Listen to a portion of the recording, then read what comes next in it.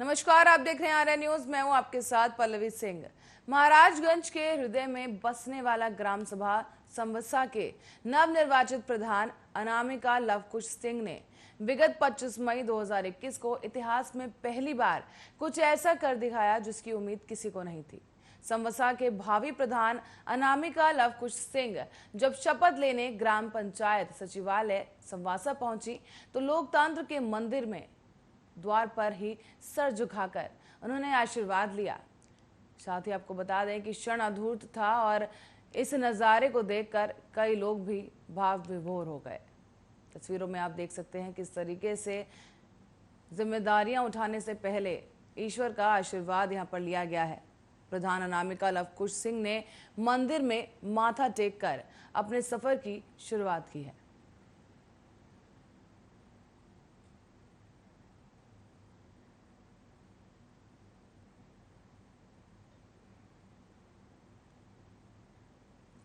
बढ़ेंगे अगली खबर की ओर, जहां गोरखपुर के कैंपियरगंज महायोगी गोरखनाथ कृषि विज्ञान केंद्र चौक माफी पीपीगंज गोरखपुर में अनाजी के सुरक्षित भंडारण विषय पर एक दिवसीय प्रशिक्षण का आयोजन किया गया है। इस कार्यक्रम में कैदी की गृह वैज्ञानिक डॉक्टर श्वेता सिंह ने प्रशिक्षणार्थियों को अनाजों के सुरक्षित भंडारण विषय पर प्रकाशित किया है, प्रशिक्षित भी किया। इसी दौरान आपको बता दें, प्रशिक्षण में महिलाओं को सुरक्षित भंडारण के महत्व और आवश्यकताओं के बारे में विस्तार से बताया गया है। साथ ही भंडारण की विभिन्न विधियों के बारे में भी चर्चा की गई और इसी दौरान भंडारण के लिए केमिकल के प्रयोग को वर्जित बताया गया है। साथ ही आपको बता दें कि सुरक्षित भंडारण के लिए घरेलू चीजों का उपयोग करने पर विशेष बल भी दिया गया। ऐसे में बरसात के समय अनाजों और खाद्य पदार्थों में कीड़े लगने की संभावना पहले से कहीं ज्यादा होती है। ऐसे में इस समय खाद्यान्नों को सुरक्षित भंडारण पर विशेष ध्यान देना चाहिए। इस समय हर जगह नमी की मात्रा अधिक होती है, जिसकी वजह से जीवाणु जल्दी पनप जाते हैं। खाद्य पदार्थों का सुरक्षित भंडारण न करने पर उनमें जीवाणुओं के लग जाने की वजह से उसका उपयोग करने से बीमारी होने की संभावना भी बढ़ जाती है। इसलिए बरसात के समय खदानों के सुरक्षित भंडारण पर विशेष ध्यान दिया जाना चाहिए। साथ ही आपको बता दें, इस प्रशिक्षण के दौरान विजय लक्ष्मी, कन्यावती, गोल्डी, माधुरी, बबीता समेत कई महिलाएं और महिला किसानों ने प्रतिभाग लिया था। मैं डॉक्टर श्वेता सिंह, महायोगी गोरखनाथ कृषि विज्ञान केंद्र चौक माफी में गृह वैज्ञानिक हूँ। आज हमारे केंद्र पर अनाजों के सुरक्षित भंडारण विषय पर एक कृषक प्रशिक्षण गोष्ठी का आयोजन किया गया, जिसमें 20 महिला कृषकों ने प्रतिभाग किया। हमारे आज का विषय जो था भंडारण का, वो इसलिए था क्योंकि आज बरसात का महीना चल रहा है और इस समय हर चीज़ में नमी की मात्रा बहुत ज़्यादा होती है। अनाजों और खाद्यान्न पदार्थों में नमी की वजह से जीवाणुओं की ग्रोथ बहुत तेज़ी से होती है, जिससे वो खाद्यान्नों को प्रदूषित कर देते हैं और फिर उनका सेवन करने से विभिन्न रोगों और बीमारियों का भी शरीर में उत्पन्न होने लगते हैं। और इससे बचने के लिए हमें अनाजों और खाद्यान्नों के सुरक्षित भंडारण पर विशेष ध्यान देने की आवश्यकता होती है। इसी बीच रुक करेंगे अगली खबर की ओर, जहां मैनपुरी के विकासखंड कुरावली क्षेत्र के 25 ग्राम पंचायतों के प्रधानों को पहले ही शपथ दिलाई जा चुकी है और आज 29 ग्राम प्रधानों को शपथ दिलाई गई। ब्लॉक कुरावली में 29 ग्राम पंचायतों के ग्राम प्रधानों को शपथ दिलाई गई है। साथ ही आपको बता दें, शपथ ग्राम पंचायत नौगांव से नवनिर्वाचित ग्राम प्रधान राजीव यादव ने अपने सभी सदस्यों के साथ शपथ ग्रहण की है। क्षेत्र के ग्राम पंचायत सगामई में ग्राम विकास अधिकारी रोहित जौहरी ने नवनिर्वाचित प्रधान नीतीश कुमार को ग्राम पंचायत सदस्यों के साथ शपथ दिलाई। साथ ही आपको बता दें कि पहले ही ग्राम पंचायत के जो सदस्य चुने गए हैं, उन्होंने शपथ ले ली थी और अब ग्राम पंचायतों में आपको बता दें कि करीब 39 ग्राम प्रधानों को शपथ दिलाई गई है और इस दौरान काफी उत्साह भी देखने को मिला और कोरोना प्रोटोकॉल का पालन करते हुए शपथ ग्रहण समारोह पूरा किया गया है। और इसके साथ ही आपको बता दें, 39 ग्राम प्रधानों को यहां पर शपथ दिलाई गई है।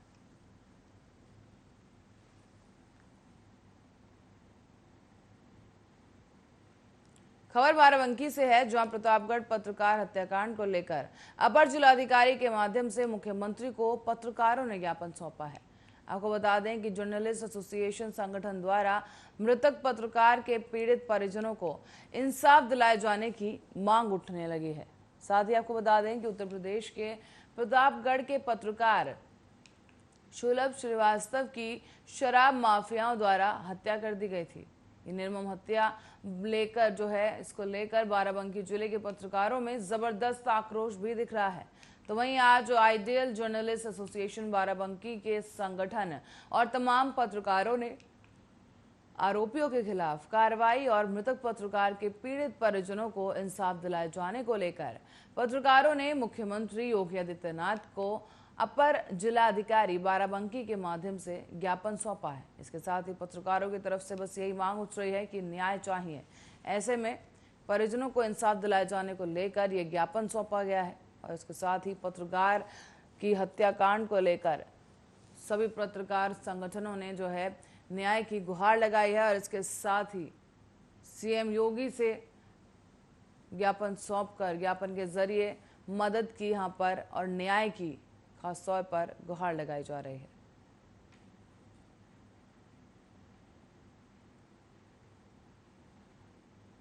बढ़ेंगे अगली खबर की ओर, जहां बहराइच के बल्हा इलाके में आज भारतीय जनता पार्टी के उत्तर प्रदेश कैबिनेट मंत्री अनिल राजभर सांसद लाल गौड़ के आवास पर पहुंचे, जहां उन्होंने वहां पर बल्हा ब्लॉक के बल्हा ग्राम पंचायत में सामुदायिक शौचालय का उद्घाटन किया है। साथ ही उन्होंने कार्यकर्ताओं से मुलाकात भी की, जब उनसे सवाल किया गया कि उत्तर प्रदेश में आगामी विधानसभा सन 2022 में भारतीय जनता पार्टी से मुख्यमंत्री का चेहरा कौन होगा, तो उन्होंने केशव प्रसाद मौर्य के बयान से मिलता जुलता एक बयान दे डाला है। उन्होंने कहा कि यह फैसला हमारा केंद्रीय नेतृत्व करेगा। तो वहीं उत्तर प्रदेश में पंचायत चुनाव के भारतीय जनता पार्टी के खराब प्रदर्शन को लेकर भी कहा गया कि सन 2012 में भी हमारा प्रदर्शन बहुत अच्छा नहीं था।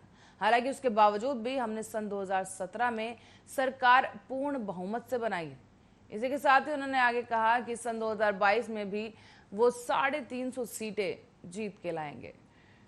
इस मौके पर उनके साथ बहराइच के भाजपा सांसद अक्षय वल्लालगढ़ और दर्जनों पदाधिकारी भी मौजूद रहे।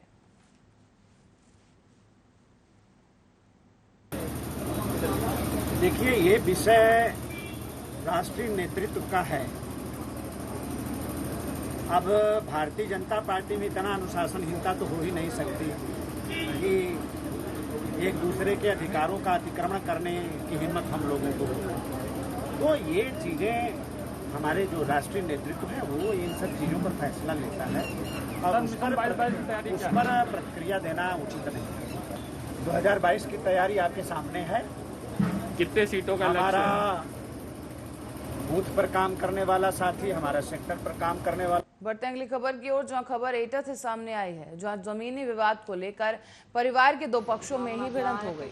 दोनों पक्षों में मारपीट के बाद जमकर फायरिंग हुई और फायरिंग में 12 साल की किशोरी समेत एक युवक को गोली लग गई है। बता दें, गोली लगने से दोनों गंभीर रूप से घायल हो गए, जिन्हें अस्पताल में भर्ती कराया गया है। युवक की हालत काफी गंभीर बताई जा रही है। तो वहीं आपको बताते चलें कि युवक की हालत को देखते हुए उसे हायर सेंटर रेफर कर दिया गया है। दरअसल मारपीट में एक महिला भी घायल हुई है। सूचना मिलते ही मौके पर पहुंची पुलिस ने इस पूरे मामले को संज्ञान में लिया और पूरे मामले की जांच शुरू कर दी गई है।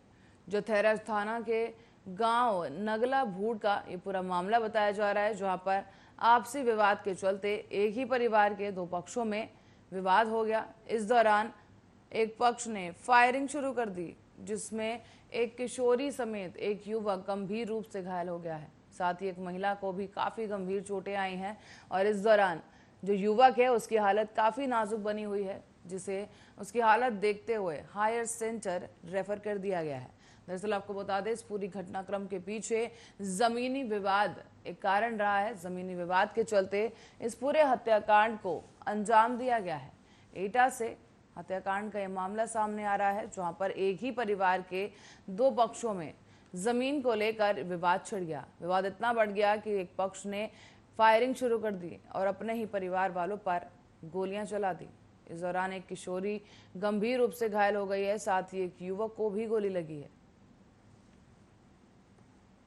घर की बावले में लड़ाई भाई है बंटवारे चक्कर में। तो हमारे लड़का गोली मारी, पहले हमें मारो, हमारे लड़का मारो, तब गोली मारी। हमारे लड़के की गोली लगी, या फिर लाइसेंस से बंदूक से छर्रा लगी है, मतलब पिस्टल से लगी है गोली। कितने लोगों की गोली लगी है? लड़का दो एक जने छोटी लड़की नहीं, हमारी छर्रा लगी है और पर लड़का गोली लगी है। बढ़ते हैं अगली खबर की ओर, जहां पर मेरठ में राज्य महिला आयोग की अध्यक्ष विमला बाथम ने जिले में सरकारी स्वास्थ्य सुविधाओं का जायजा लिया है। आपको बता दें कि सुबह से ही करीब 11:30 बजे से बाथम सबसे पहले जिला अस्पताल पहुंची और इस दौरान अस्पताल की व्यवस्थाओं में कई खामियां भी सामने आई हैं। हालांकि सीएमएस ने ज्यादातर मामलों में व्यवस्था दुरुस्त होने की बात कही है। ऐसे में बाथम ने विशेष रूप से महिला मरीजों और उनके तीमारदारों से बात की है। आपको बता दें कि उन तीमारदारों से पूछा गया कि कोविड काल के दौरान जिला स्तर पर महिलाओं को सरकारी स्वास्थ्य सुविधाएं मिलने में कोई परेशानी तो नहीं हुई। करीब सवा घंटे अस्पताल की व्यवस्था देखने के बाद वो पहले दौराला स्थित एक प्राथमिक स्वास्थ्य केंद्र और फिर तारापुरी के प्राथमिक स्वास्थ्य केंद्र पर पहुंची, जहां उन पर व्यवस्थाओं को दुरुस्त कराया गया है और इसके साथ ही कड़े दिशा निर्देश भी जारी किए गए हैं।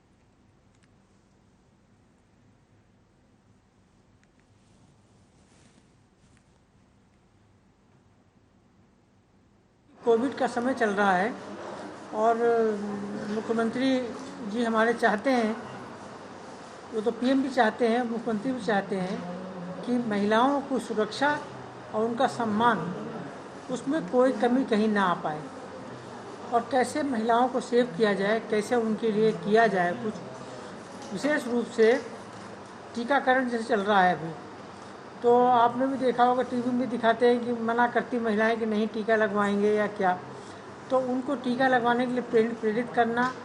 उसके लिए अभी एक हर ज़िले में, और ज़िले में डिस्ट्रिक्ट अस्पताल जो होते हैं, जिला अस्पताल, उसमें एक पिंक बूथ बनाया गया है, जिसमें जो अलग से बनाया गया बिल्कुल है